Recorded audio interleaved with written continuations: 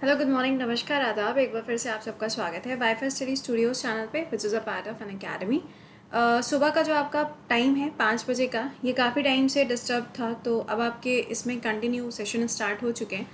सुबह 5 बजे अभी आप लोगों के एसएससी के जो प्रीवियस क्वेश्चंस आए हुए हैं उसको यहाँ पे सॉल्व किया जा रहा है, एंड होपफुली इस वीक के एंड तक हम लोग कुछ नई सीरीज स्टार्ट करेंगे जब तक आपके सारे क्वेश्चन सॉल्व हो जाएंगे। ठीक है। इसके अलावा जो 7 बजे आपका क्लास चल रहा है, दो जो स्टूडेंट जो मिस कर रहे हैं अभी क्लासेस को, जिनको लगता है कि यार ये जो करंट अफेयर्स मैम करा रही हैं ये एसएससी में नहीं आता, ये रेलवे में से आएगा या ऐसा कुछ, अगर आपके दिल में ऐसा कुछ है भी ना, तो एक काम करो, उन बच्चों के साथ में इंटरेक्ट करो जो भी पेपर देकर आए हैं। ठीक है।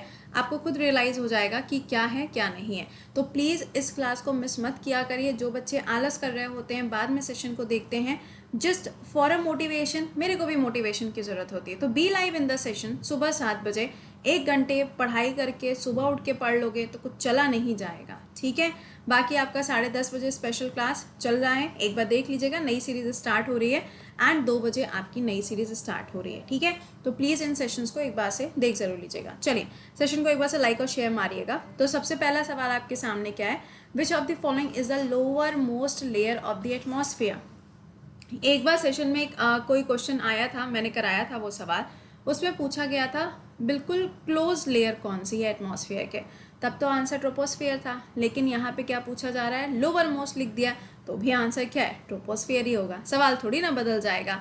तो जितने अलग अलग फॉर्म में आपसे क्वेश्चन पूछा जाएगा, आपको सिंपली ये याद रखना है कि अर्थ के सबसे पास में जो लेयर है वो कौन सी है, ट्रोपोस्फियर है। अब चाहे सवाल कैसे भी घूम के क्यों ना आए, ट्रोपोस्फियर, स्ट्रैटोस्फियर, मीजोस्फियर, आइनोस्फियर, और इसके बाद में आपका क्या हो जाएगा, एक्सोस्फियर हो जाता है। ठीक है। थर्मोस्फियर लिखकर आता है, तो थर्मोस्फियर में याद रखिएगा कि ये आपकी लास्ट की जो दोनों लेयर्स हैं उसको मिला के थर्मोस्फियर बोला जाता है, यानी कि दिस वन। ठीक है।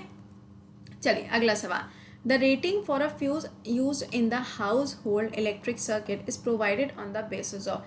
घर के अंदर जो हम लोग इलेक्ट्रिक सर्किट यूज करते हैं वो यहाँ पे किसके बेसिस पे प्रोवाइड किया जाता है, करंट के बेसिस पे, कि कितना करंट उसमें से फ्लो करना है। अगर ज़्यादा हो जाएगा तो आपको भी पता है कि फ्यूज उड़ जाता है ना। अगला, in which state is the festival, Uttarayan ये जो फेस्टिवल है ये कहाँ पे सेलिब्रेट किया जाता है। आप लोगों ने अगर देखा हो तो एक टीवी सीरियल आया करता था पहले, उसमें ये फेस्टिवल काफ़ी बार सेलिब्रेट करता हुआ दिखाया गया है। तो इसका आंसर क्या होगा, गुजरात है। इंटरनेशनल काइट फेस्टिवल पूछा जाएगा तो ये भी कहाँ होता है, ये भी गुजरात के अंदर सेलिब्रेट किया जाता है। अगला, इसमें से कौन सा ऐसा इवेंट है जो 1919 के साथ में जुड़ा हुआ नहीं है।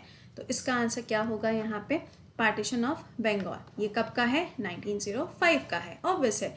और पार्टीशन ऑफ बंगाल के बाद में आपको कौन सा वाला मूवमेंट देखने को मिलता है, स्वदेशी मूवमेंट देखने को मिलता है। अगले क्वेश्चन का आप आंसर करिए जरा कमेंट बॉक्स में, क्या बनेगा। सिंपल क्वेश्चन पूछा जा रहा है कि जो एटीपी होते हैं ना उसके अंदर कितने मॉलिक्यूल्स होते हैं ग्लूकोज के। आंसर क्या हो जाएगा, 2 होगा। एटीपी का फुल फॉर्म क्या होता है, एक बार से कमेंट बॉक्स में जरा लिख के मेरे को बताइएगा। अगला, constant of the alloy of copper and, ये जो होता है ना ये किसका एलॉय होता है, कॉपर के साथ में और क्या चीज़ मिक्स होती है, तो इसमें निकल का मिक्सचर आपको देखने को मिलेगा। अगला, इसमें से कौन सी ऐसी रिवर है जिसको वैदिक सभ्यता के टाइम पर पुरुषनी के नाम से जाना जाता था। जैसे कि आप देखते हो इंदस है, रावी है, व्यास है, इन सब के अलग अलग नाम हुआ करते थे। तो इसका ये किसका नाम हो जाएगा, रावी का नाम हो जाएगा। ठीक है। रावी का पुराना नाम ये था। रावी रिवर अगर आप बेसिकली देखो तो ये आपको हिमाचल प्रदेश वाले एरिया में मिलेगी। ठीक है। और पंजाब से होते हुए लाहौर वाले रीजन में जाएगी, एंड इसे रिवर ऑफ लाहौर के नाम से भी जाना जाता है। करतारपुर कॉरिडोर इसी के ऊपर है। अगला सवाल, अजंता केव्स के बारे में। जो पेंटिंग्स वगैरह वहाँ पर आपको देखने को मिलती है, वो सारी पेंटिंग्स, वो सारे स्कल्पचर्स आपको क्या दिखाते हैं। देखिए, अजंता पेंटिंग्स जब भी आएगा तो ये ध्यान रखिएगा कि ये बौद्ध धर्म के बारे में बात कर रहा है। औरंगाबाद, महाराष्ट्र, और ये यहाँ पे क्या दिखाता है, जटका के जो टेल्स हैं, मतलब उनकी जो स्टोरीज हैं उसको यहाँ पे डिपिक्ट किया जाता है, उसको यहाँ पर दर्शाया जाता है।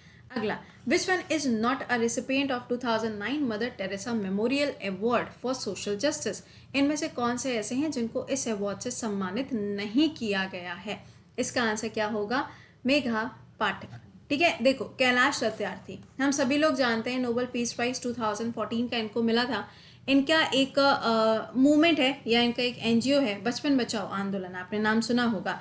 इनको किसके साथ में अवार्ड मिला था? तो ये अवार्ड गया था किसको? मैं बताऊँ या तुम ही लोग बताओगे? ज़रा मेरे को लिख के बताना। चलो फिर भी हम बता देते हैं।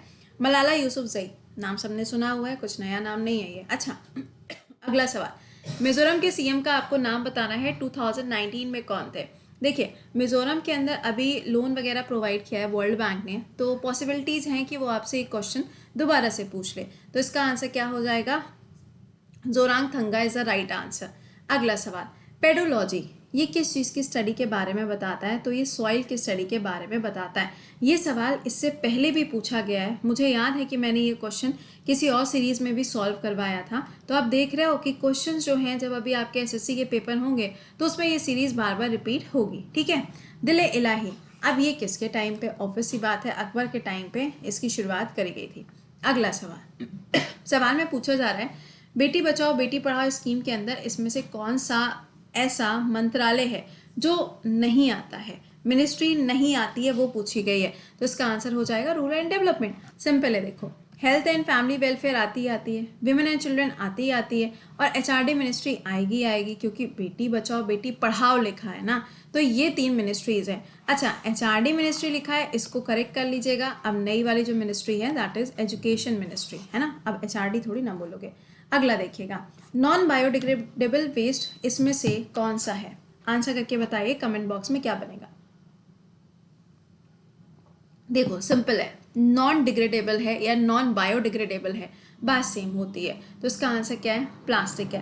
देखो प्लास्टिक में क्या होते हैं ना छोटे छोटे से पॉलीमर्स होते हैं जो बड़ी ही दिक्कत करते हैं, और एक बार आप जानते हो कि उनका यूज़ हो जाता है फिर उनको दोबारा से रिसाइकिल नहीं किया जा सकता। ठीक है, चलिए अगला बताइएगा, ITCZ में ये C क्या होता है? तो इसका आंसर हो जाएगा convergence is the right answer.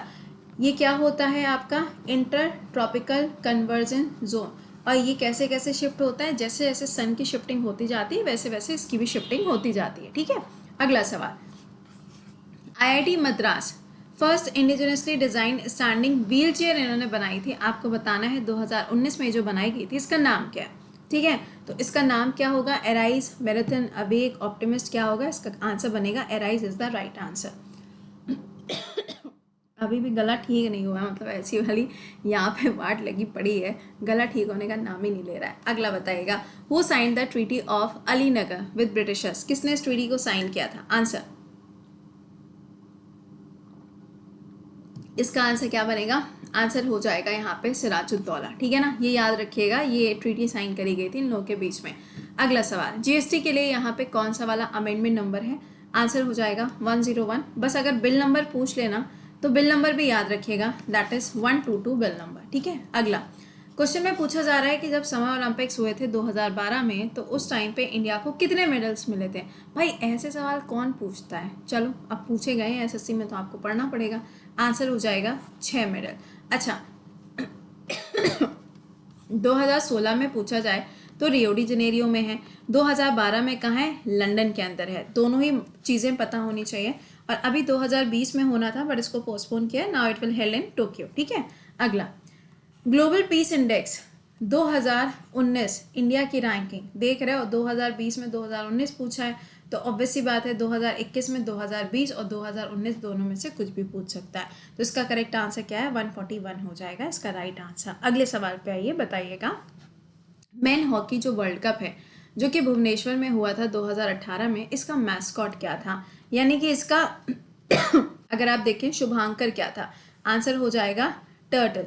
देखो उड़ीसा के अंदर आपको पता है कि ऑलिव रेडली टर्टल्स पाए जाते हैं। दूसरा अगर आप देखोगे चिल्का लेक के पास में तो आपको इरावदी डॉल्फिन्स भी मिलती हैं। तो दोनों में से कुछ भी अगर ऑप्शन में होगा तो you will go with that. Okay, अगला बताइए इसमें से कौन सा ऐसा है जो नेपाल के साथ में बॉर्डर शेयर नहीं करता? ये तो ईजी है, ये तो बता लोगे, आंसर करो क्या बनेगा इसका आंसर? यूपी तो है ही, ऑब्वियस है यूपी है, बिहार भी है, तो इसका आंसर क्या होगा? आसाम इसका आंसर बनेगा। आसाम इसके साथ में बॉर्डर शेयर नहीं करता है।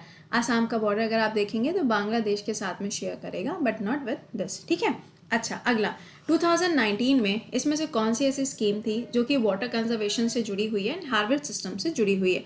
आंसर हो जाएगा जल शक्ति अभियान। और जल शक्ति मंत्रालय जो है ये 2019 मई में ही बनाया गया था और इसके हेड कौन है प्रेजेंट टाइम पे? गजेंद्र सिंह शेखावत जी इसके हेड है। अगर पूछा जाए उनकी कॉन्स्टिट्यूएंसी क्या है, जोधपुर हो जाएगा। अभी रिसेंटली आपको याद आ रहा होगा 22 मार्च का दिन था जब वाटर डे सेलिब्रेट किया गया था, तो वहाँ पे एक कैंपेन लॉन्च किया गया था, कैच द रेन। कुछ याद आया? और वाटर डे की थीम क्या थी? इसकी थीम भी आप मुझे कमेंट बॉक्स में आंसर करके बताओगे। चलो हमें बता देते हैं, वैल्यूइंग वाटर इसकी थीम थी। ठीक है, अगला सवाल में पूछा जा रहा है रिवॉल्यूशन 2020 किताब किसके द्वारा लिखी गई है? तो चेतन भगत के द्वारा लिखी गई है, वरना तो आप जानते ही हैं कितनी खतरनाक किताबें ये लिखते हैं। ऑलराइट, तो ये तो था आज का अपना सेशन। इसके बाद में अभी मिलेंगे 7 बजे। और हाँ, अगर आप में से कोई बच्चा ऐसा है जिसने अभी तक ये बैच ज्वाइन नहीं किया है तो guys do join this batch, क्योंकि ये बैच आपका 14 तारीख से शुरू हो जाएगा। आप अगर इसको अप्रैल में ही ज्वाइन करते हो तो ये बैच आपका वैलिड रहेगा कब तक? जून 2022 तक वैलिड रहेगा, मतलब 14 महीने तक ये आपको वैलिड मिलेगा। और इसका अमाउंट कितना है? 6,000 रुपये हो जाएगा। कब? जब आप कोड यूज़ करेंगे क्रेडिट।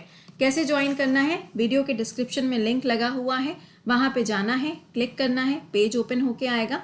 अपने हिसाब से टाइम पीरियड सेलेक्ट कर लीजिएगा और उसमें आपको कोड लगा देना है और आप इस बैच को ज्वाइन कर पाओगे। क्या क्या पढ़ाया जाएगा?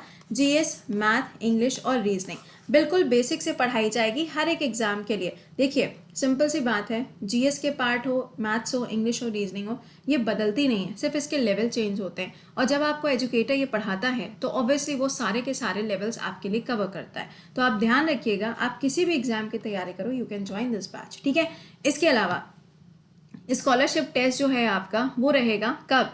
इस वीक के संडे में रहेगा। कितने बजे? 12 बजे। इसका लिंक भी वीडियो के डिस्क्रिप्शन में, आप उसको ज्वाइन कर सकते हो सो दैट आप इस वाले टेस्ट को दे पाओगे। ठीक है, चलिए मिलते हैं 7 बजे। टिल देन खुश रहिए, मुस्कुराते रहिए, bye bye and take care.